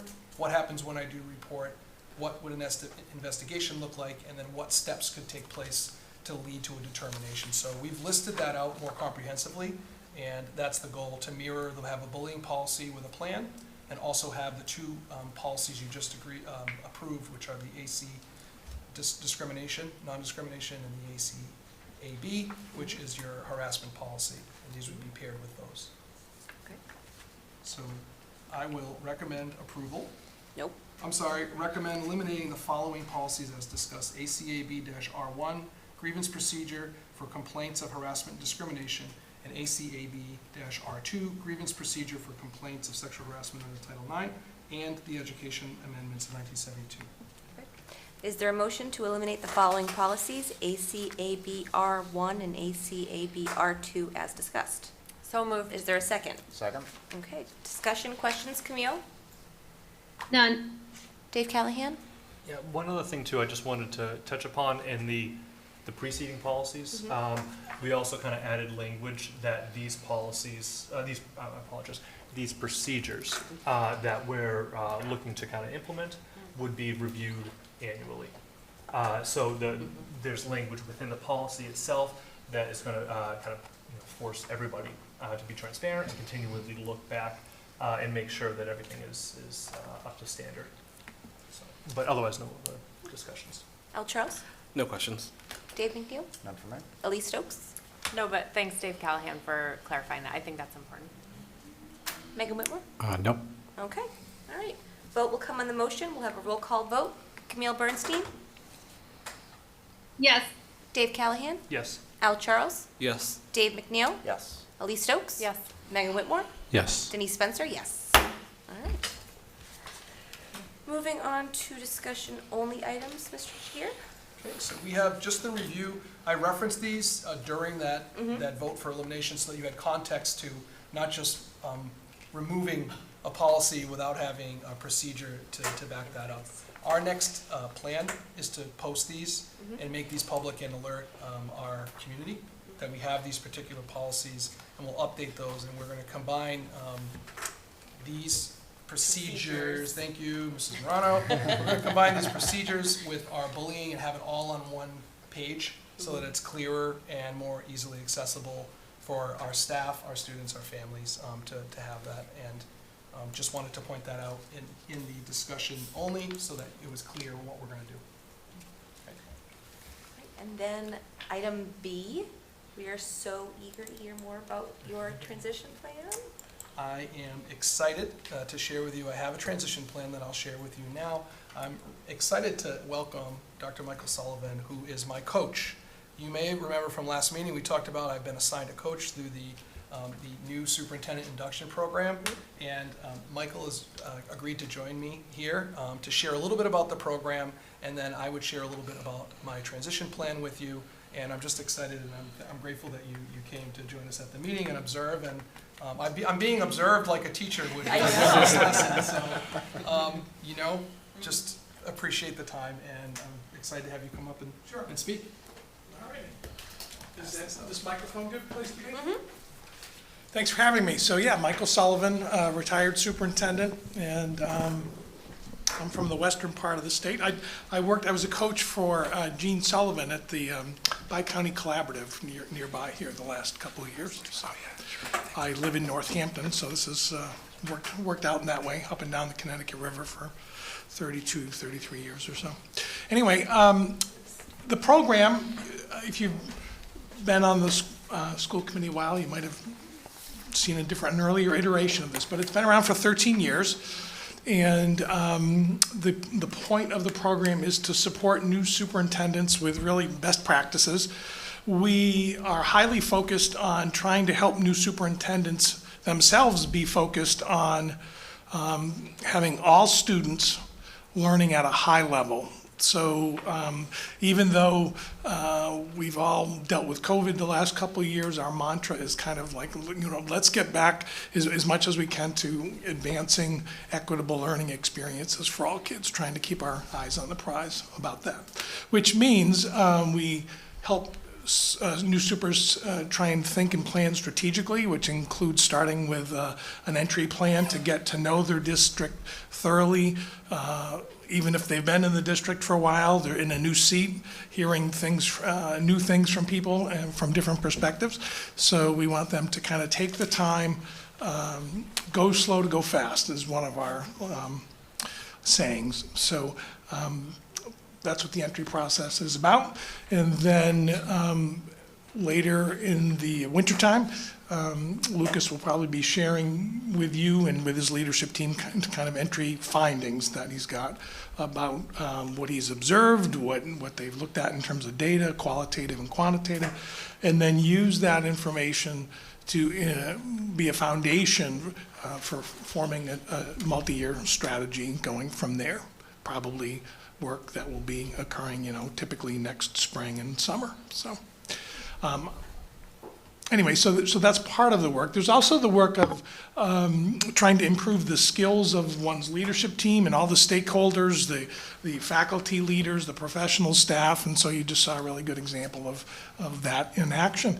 So that's a component of the work. Another component of the work is being a mentor for each superintendent's, supporting them in the challenges, in the growth that they have as individuals in the role, and that varies from superintendent to superintendent. So there's flexibility to the program as well. The main kind of practical components of the program are monthly meetings that with all of the supers in the cohort. There's typically between 22 to 32 new superintendents every year that are in the program, and almost all of them in the state join us. And so we have days that are about the curriculum, the components I just talked about, where we talk about those as a group and kind of compare notes. And there's time for the new supers to collaborate with each other, in addition to collaborating with the 8 or 9 coaches across the state.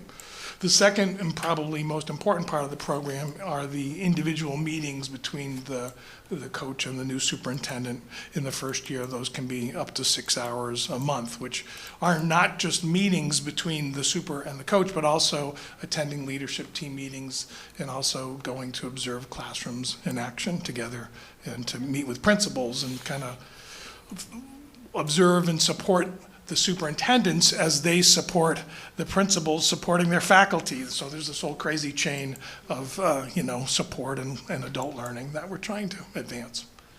So that's what Lucas is up to, and that's what you all have helped to support financially. Oh, and so it's 2 years of coaching, and then the third year of the program is almost exclusively consultancies with regional area colleagues.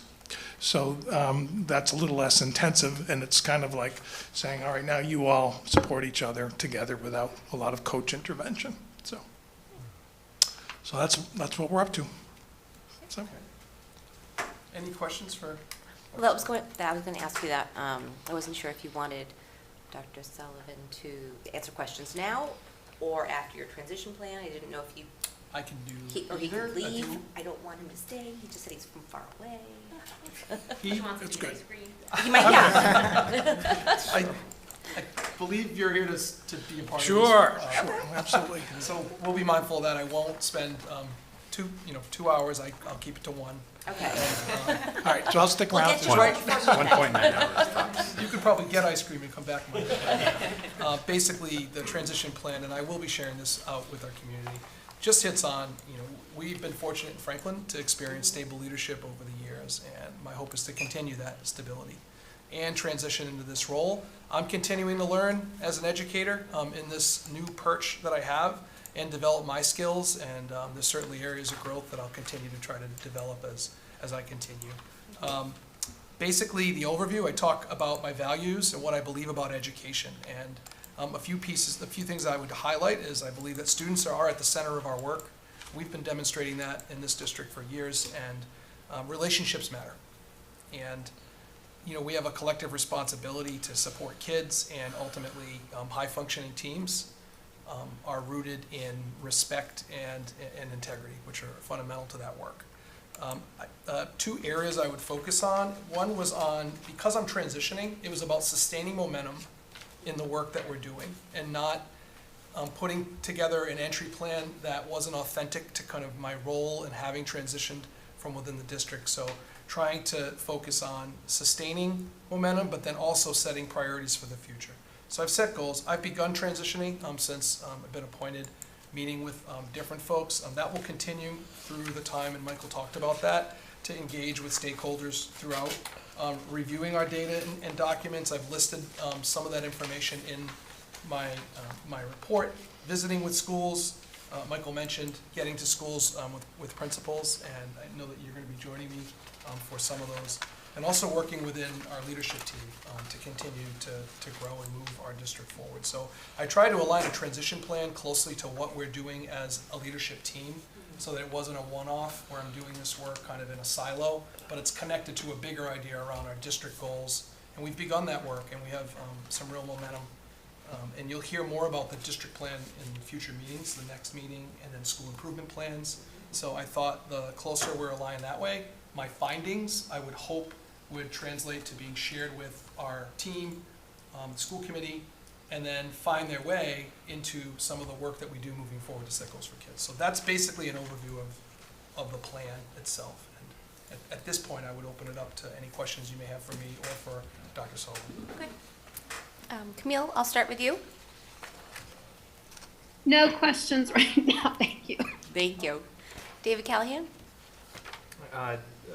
Dr. Sullivan, thank you very much for the overview of what we're looking at. And to Lucas, too, I really appreciate kind of the awareness of maintaining that momentum while at the same time really kind of looking to elevate yourself, because it's always difficult when you're kind of in a position, as you were, where you know the assistant superintendent role so well, and you kind of know in your mind where you were going over the next couple of years.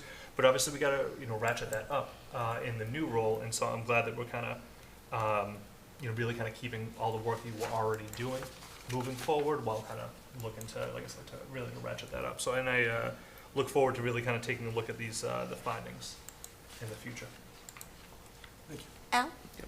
So, Mr. Jagir, thank you for sharing the plan. Definitely will read this. I'm warmed to hear that you will be sharing this with the residents and the families in Franklin. I think being transparent with them and what your plan is, at least that's a great foundation, and they understand where your vision is and what you're looking to do, and there are no surprises in terms of what you'll be doing down the road. So definitely much appreciated that.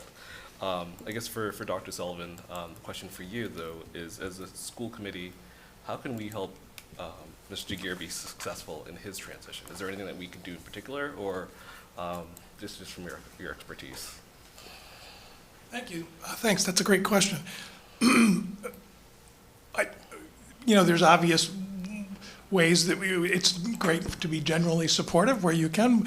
I think to get to know the superintendent, we encourage the superintendents to speak and get to know you all individually and your motivations for being on the school committee, that you've got relationships directly with him. I think in very practical terms coming up will be the development of his goals for the year, and we try and impress upon the new superintendents not to either offer or to be kind of, not coerced would not be the right word, but to not take on too many goals in their first year. It's, even though he's high performing and internal, there's still a lot of things that are new in terms of how do I handle them, and so how do I think about the job, how do I develop the relationships the way that I want to develop them. So we would ask that you be mindful of having goals that recognize and legitimize the, the process of becoming a superintendent as part of what he does, and then also having goals, I think, that are not separate from the work you would like the leadership to accomplish in terms of either district or school improvement plans. That's a good place to draw the goals from for a superintendent. So that's just one example that comes to mind. So thank you for that question. All right, no, great, thank you. Appreciate the answer. All set. Dave McNeil?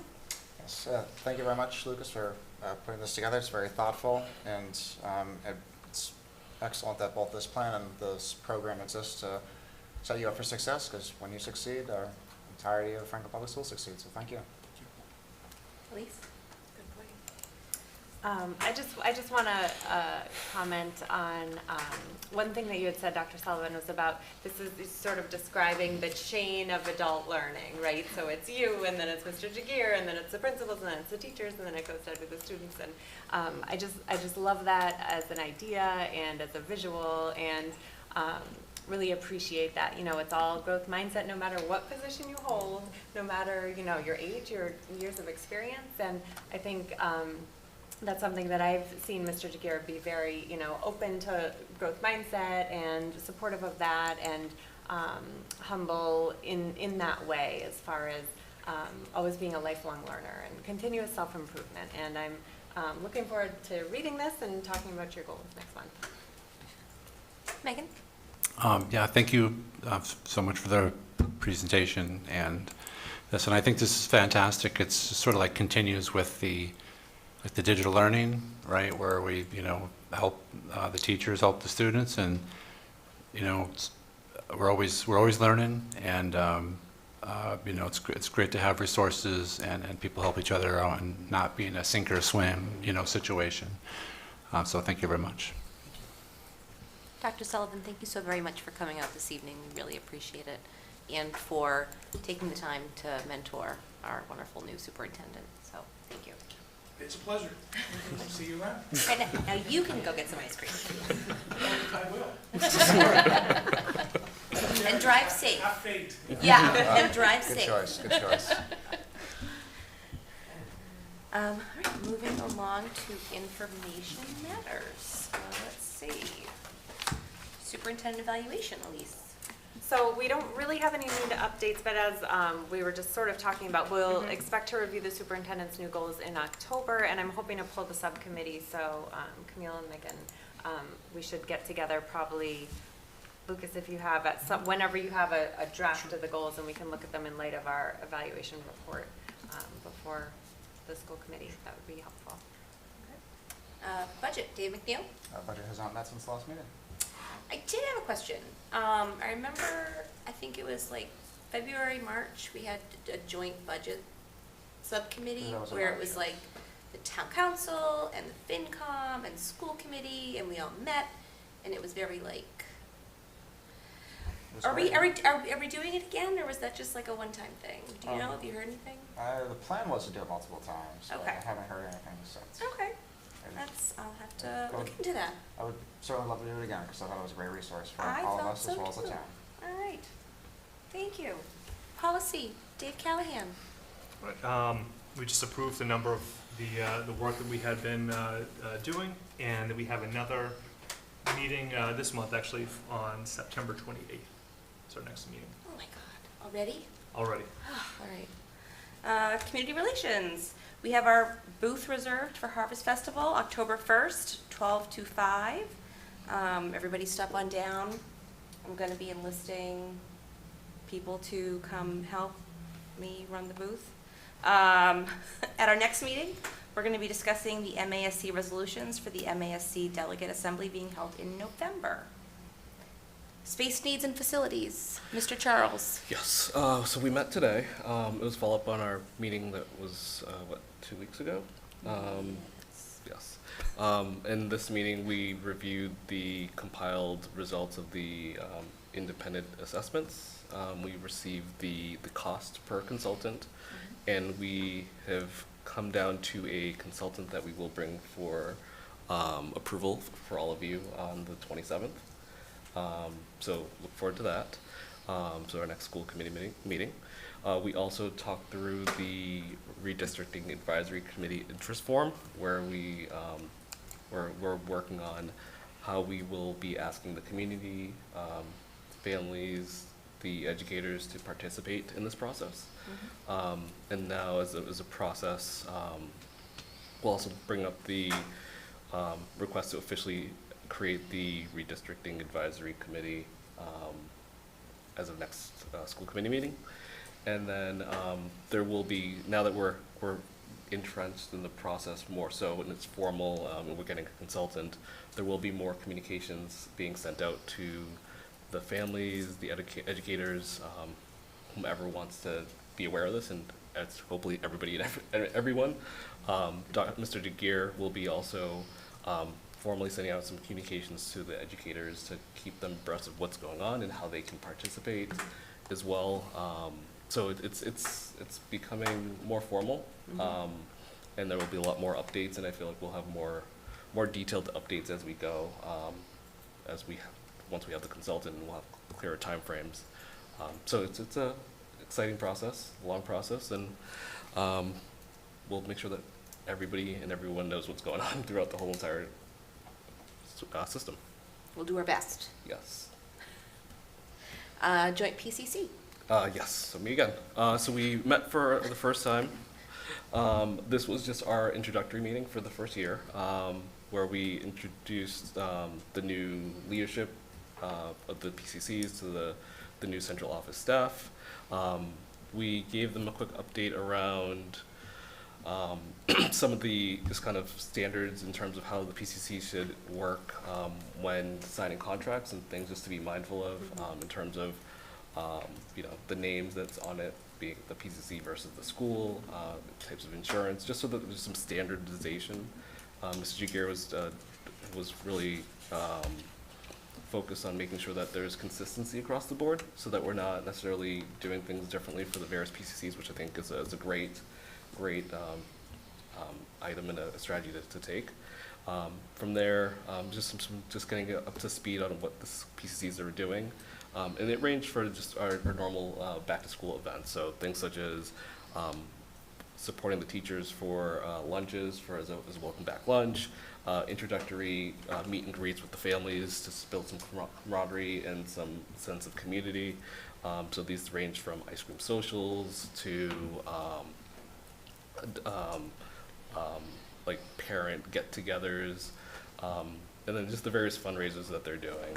So they're once again doing the various things such as Booster-thon, book fairs. So a lot of activities that will happen this year, and the PCCs are. I've asked them to also help participate in the communication around any of the space needs work that we're doing as well, just as another avenue to communicate and ensure that we cast a very wide net. And we'll just be working hand in hand throughout the year just to make sure that families are involved with the events that are happening to enrich their students above and beyond what the district does. Great, thank you. You're welcome. School Wellness Advisory Council, Ms. Elise Stokes. So we will resume our monthly meetings on October 4th. Nice. Okay. 10-4. See what I did? All right. Listen, it's been a long day. I'm hungry. CPAC, Elise. So there's a Meet the CPAC board event on Zoom on September 28th. And they're planning a trunk or treat in October and a book discussion, hopefully planned at Escape into Fiction in November. So check out their Facebook page for more information. Thank you. Substance Abuse Task Force, Mr. Jagier. No. Oh, no. My apologies. That's okay. Our first meeting will be October 11th. I plan to send the agenda out by the end of the week. October 11th, okay. And the DEI committee, who am I going to? That would be Ms. Harris, and she is posting the went committee out. members. So she's Okay. posting 4 committee members, and then the first meeting should be sometime in October. Okay. And we should probably look at the committees where we have school committee representation and look at who's assigned. Art, thumbs up, okay? Yep. Yep. All right, perfect. All right, moving on to consent agenda. Okay. I recommend approval of the minutes of the August 23rd, 2022 school committee meeting as detailed. And I recommend acceptance of a check for $499.71 from O'Connor Portraiture for in-house enrichment as detailed. Is there a motion to approve the consent agenda as detailed? So moved. Is there a second? Second. Okay. Discussion, questions?